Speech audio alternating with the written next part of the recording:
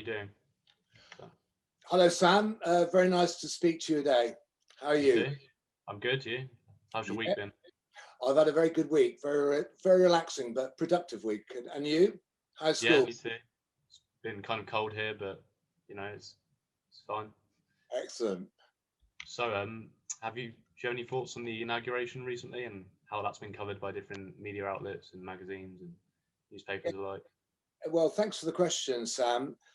What I thought would be a good idea to start this conversation is to try to differentiate between the front cover and the front page, because both of them require different approaches and both of them are different sort of concepts. So the idea of the front page is really kind of a newspaper concept, whereas the idea behind a front cover is much more orientated to magazines.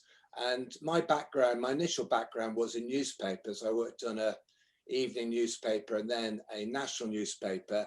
So newspapers are still very much in my psyche, although I spent most of my life in magazines. But I thought it'd be good just to look at the differentiation between the two, and particularly because uh, yesterday was a momentous day with the inauguration of President Joe Biden. And I wanted to look at the way that different newspapers approach this feat, because in some ways, having an event which is so monumental, which will be taken up by every single newspaper in the world, is an editor's nightmare as well as being an editor's challenge. So why do I say that? Because if you're a newspaper, you're trying to get a fresh approach on something. And because it's been so widely covered throughout the world, Hard it's to do. very difficult to get a completely new angle. But so every single newspaper has to decide the different approaches they have to make. For example, should it be a message of hope and reconciliation? In other words, Biden taking over? Should the focus be on Donald Trump's appalling exit from the world stage? Or should the focus be on the fact that we have the first female Black Afro-Asian vice president in Kamala Harris? And when I was in bed this morning, I thought, I wonder how those newspapers will actually cover it. And actually, I was just about spot on. So if you look at, just to give you four examples, the Times led with a headline, Time for Unity, which showed a picture of Joe Biden kissing his wife, is what I expected, hope, reconciliation. The newspaper, they majored on a pun, Ready, Steady, Joe. The Daily Mail, which quite cleverly, it's quite hard to do, tried to straddle Donald Trump's exit and Joe Biden's inauguration with a split headline, Don's gone, let's go Joe.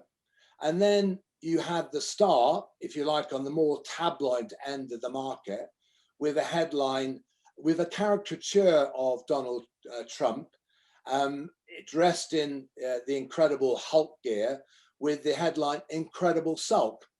And in a sense, that was more or less how I perceived it. So these are vast generalizations, but the more quality, so-called quality newspapers would have covered that event in a more serious, perhaps optimistic, looking at the future. Whereas the kind of the more tabloid, or some of the more tabloid, would have actually looked at kind of Donald Trump and what a appalling guy he was.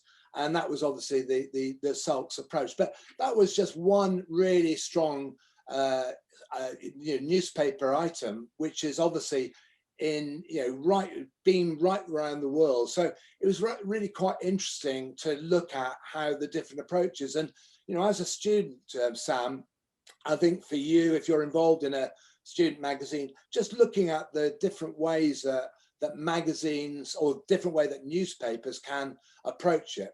So that's really, a newspaper approach. I'll come on, if you like, now to looking at how, magazines should approach their coverage. Yeah, sure. I was just going to say that approach sounds like that is primarily due to their audience. So, like the Times, you'd expect the sort of people that would be reading the Times to be interested in more serious analysis and be more impartial about the whole thing, whereas the Morning Star is more likely to be a lot more to the left and a lot more focused on Biden, but also his flaws at the same time. Yeah, I think you're absolutely spot on. I mean, obviously, the tabloid end of the market would probably wish to kind of take a more assertive, aggressive stance, which some people might say would be sensationalist. Yeah, So, that's why the Star, not surprisingly in lots of ways, majored on incredible sulk.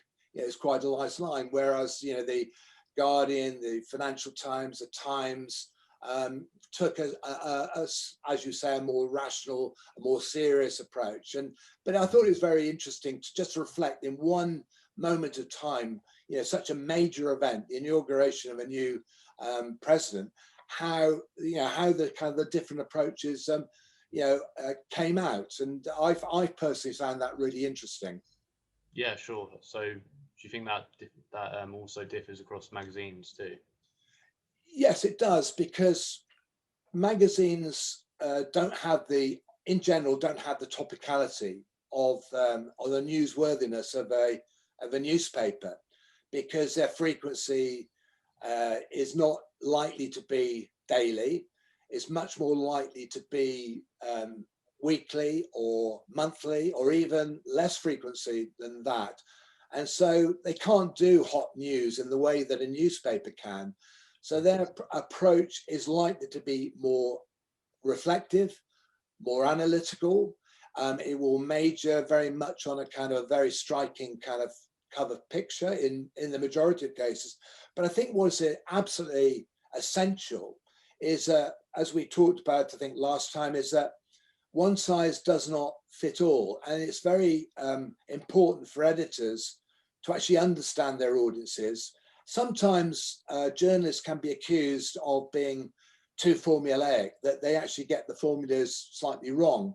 And it's important to actually understand your actual audience. So, for example, I'm going to give my own examples. In my company, we have over 100 different magazines, and they cross a whole gamut, a whole range of different sectors. So we're into 12 different sectors.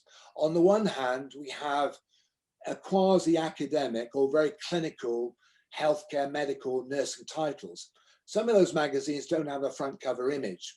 Most of them do, but then we get, so that's on the one hand, quasi-academic. Then you have array of different, we have an array of different trade or professional magazines serving different audiences.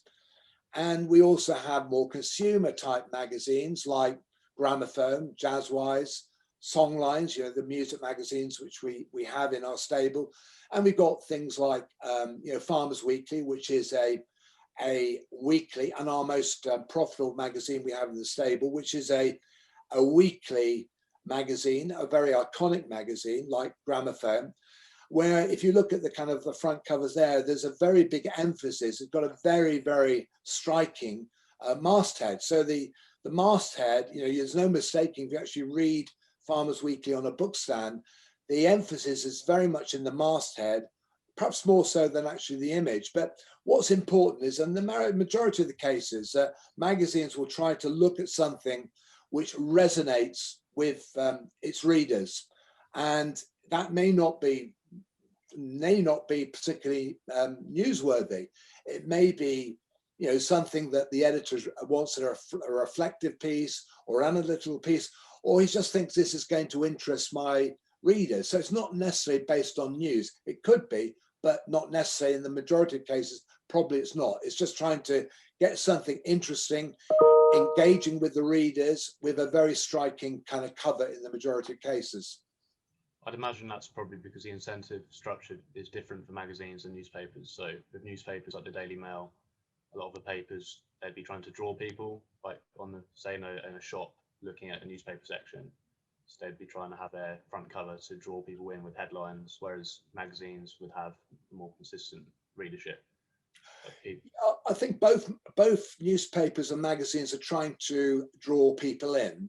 You know, most newspapers will probably try to draw people in by having very catchy headlines. You know, if it's a tabloid magazine like the Sun or the Mirror, they will often have a very strong graphic that aligns with the headline. But obviously, if it's a magazine and it's say on the book stands, as opposed to being a subscription magazine, that again they want to draw in the reader, but they'll draw in the reader by adopting different kind of devices. With an engaging, in the majority of cases, with an engaging cover and an engaging sort of headline. And really, it's also important to look at the way that people use headlines. For example, I don't know, I mean, if you had if you're doing a kind of a feature on the richest man in the world, whoever that would be, in Mask or whatever, whoever it might be, you could actually have a headline, the richest man in the world is such and such, along those lines. Or you could have a slightly teasing headline, who is the richest man in the world? Now, on the whole, I don't particularly like kind of question marks for headlines, but if you want to kind of get people's interest, and a reader is obviously curious to know what's going on, then having a question mark on a headline on the front cover can engage with them and bringing them into the fray. Yeah, I definitely imagine so. So would you say there's many ways in which you can track the, let's say, success of the front cover on your magazines, or there's lots of it trial and error? Well, again, that's a very good question, Sam. I don't think newspapers or magazines are necessarily tremendously sophisticated in tracking. We try to do our best, but often the variables are so changeable. It's sometimes actually difficult to know whether you cover one event one year and it works very well. The next time you do a similar type of event, it bombs. Now, is that the headline? Is that because you've chosen a different cover image? Is it just simply timing? Have we, in one moment of time, have you captured your reader's imagination? And that moment has passed. So it's sometimes very difficult to track that. But obviously, what a lot of newspapers or magazines do is that they will do readership surveys. They will often do kind of focus groups looking at a front cover. But that doesn't always kind of give you the total story. And often kind of, it's a very imprecise art, but often, an editor has got to use what I would say is just simply gut feel. Most editors are very good at identifying with their readers and knowing who they are. And they will often know what strikes a chord with their readers. Not always, but obviously any information that can back up those judgments is obviously to be welcomed.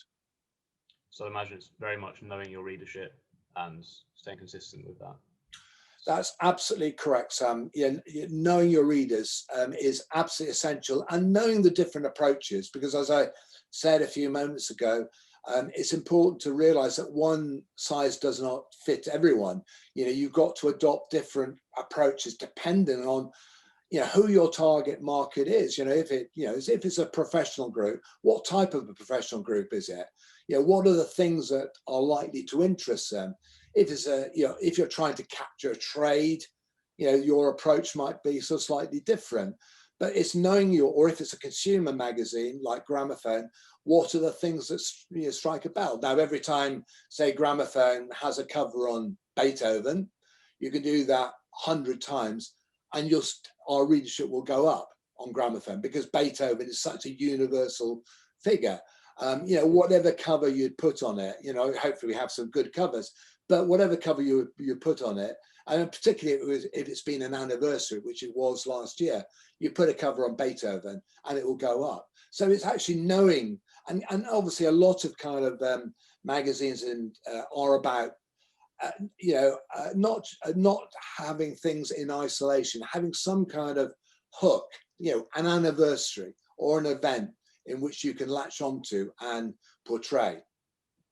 So I was going to ask, if you think online magazines or the online medium makes a difference in the way in which front covers are created or presented, as lots of magazines nowadays now also have online versions like Spectator or the Times, stuff like Yeah. that. Well, again, that's a very good question. And I'm not really, I'm a bit of a dinosaur, I suppose. So I'm not necessarily an expert on the online medium. But what I do know is that young people like you probably don't read newspapers. Do you read a newspaper?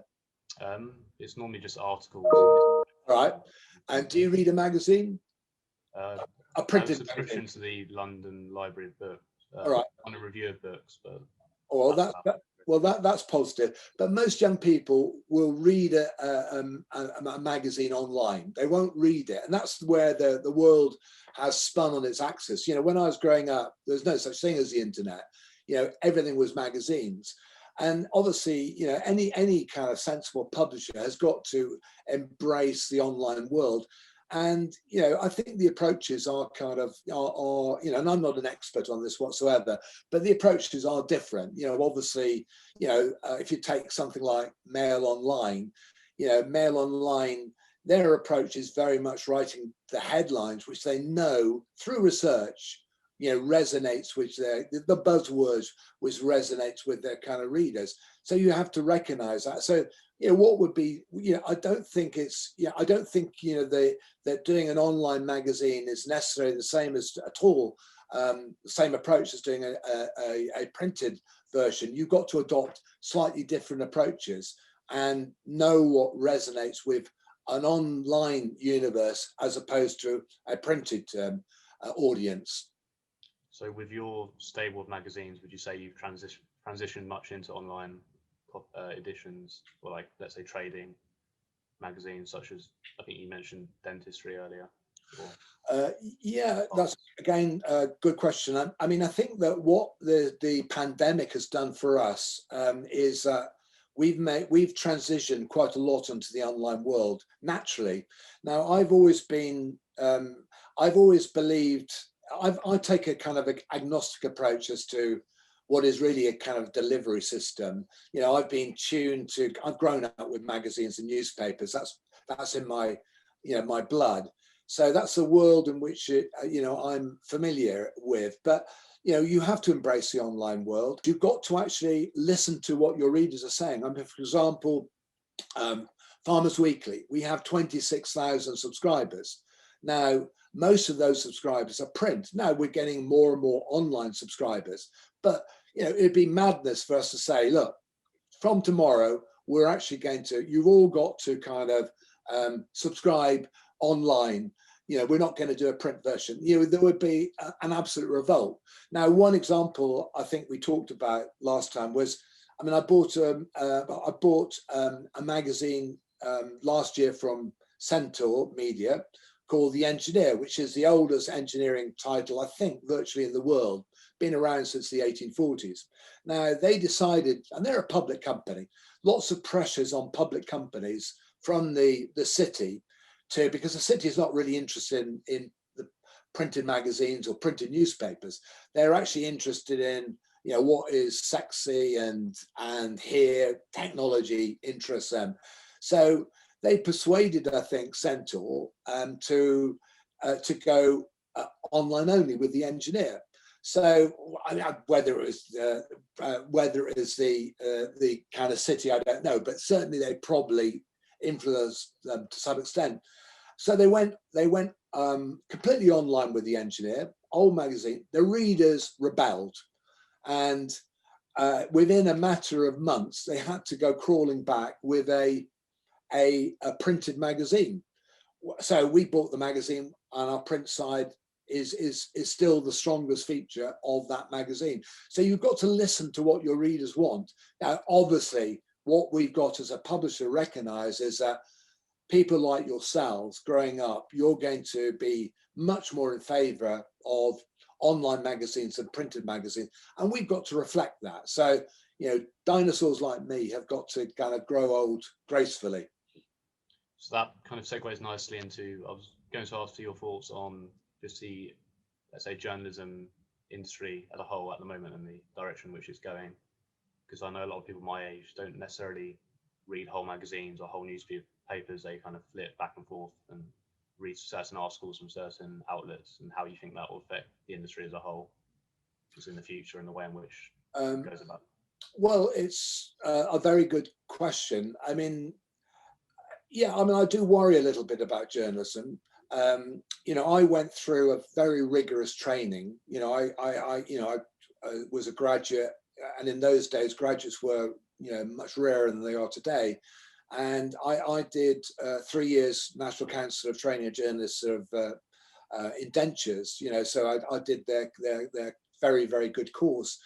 And that teaches you about, you know, writing, you know, news and features, newspaper law, you know, the need for accuracy, the need to be kind of truthful, the need to be honest. And, you know, that's how I've been grounded. And I don't believe that I might have exaggerated some stories, but I've never consciously lied on, you know, any kind of news story or feature that I've written. And I think that apply to, you know, most trained journalists.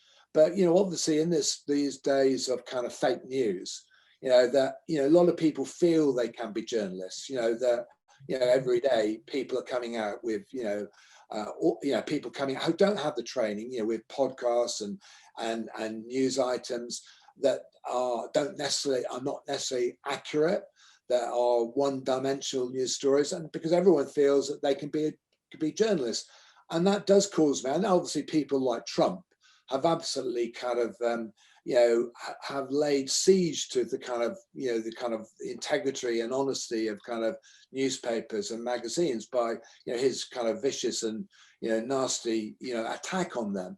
And so that's caused a lot of kind of you know, repercussions, I think. So, you know, I do worry that I mean, hopefully things will start getting back with, you know, in America, things will start getting back to some kind of normality, and that will reflect it on kind of in, you know, the media, because the media is absolutely essential. You know, obviously we have to face the fact that times are extremely challenging for, you know, particularly for newspapers, but also for magazines. You know, in the next 10, 15 years time, there are going to be fewer newspapers out there. I mean, local newspapers, so there's an absolute death of local newspapers. There are a lot of them are going to kind of die away. That worries me a great deal, because, you know, that I've always grown up reading local newspapers. You know, and already you can see the kind of cuts coming into local newspapers. You know, for example, the way they cover court cases, which is very timely. You know, whereas my local newspaper down here in Wiltshire, Salisbury Journal, which is a very good newspaper even now, but, you know, maybe 10 years ago they'd have probably devoted several pages covering court reporting. Now they will just have a few brief items about some of the leading cases, you know, paragraphs about them. So because it's it needs a lot of resources.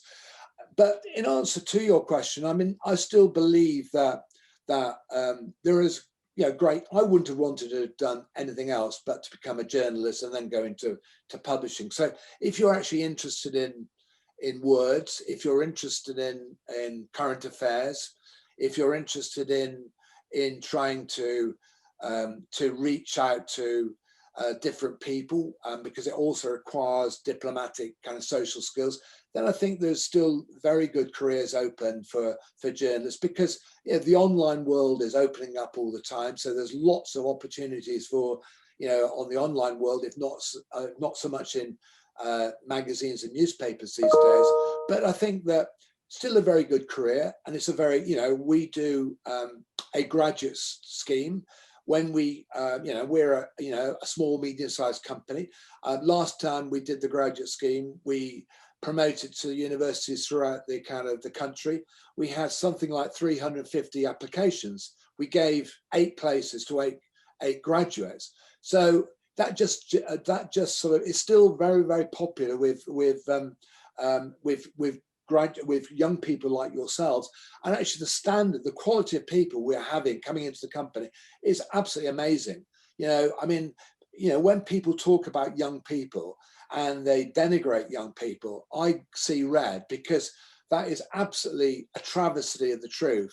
Young people are brighter than they were in my day. They're more concerned with issues, and that's what we've got to reflect more, current issues and topicality, because, the newspaper have got to reflect the kind of the world that we are living in. They've got to be more tuned to, race, culture, all those just more sensitive about those things, which I don't think, my generation of journalists were. It's a very macho culture, and all that's got to change. So I'd like to believe, and I do believe, that people with the right desire, the right skills, the right kind of interest in words, and the desire to communicate, there are some fantastically good opportunities still open. The most important thing, the hardest thing, is to get through the first rung of that ladder. Once you're actually in journalism, other opportunities will arise, but the first step is the most crucial one. Can you imagine that? So I think that's all the questions I've got for you, but your answers are really insightful. Thanks a lot for giving up your time today. Well, thank you very much, Sam, and best of luck. I know you're going to read philosophy at university next year, and I wish you every success in doing that. I think you'll make I'd love to talk to you about philosophy, because it's something that I'm interested in as well, but I think you'll do really well. And thank you very much for taking your time and asking such intelligent and pertinent questions. I very much enjoyed it. Thank you, Sam. Thanks.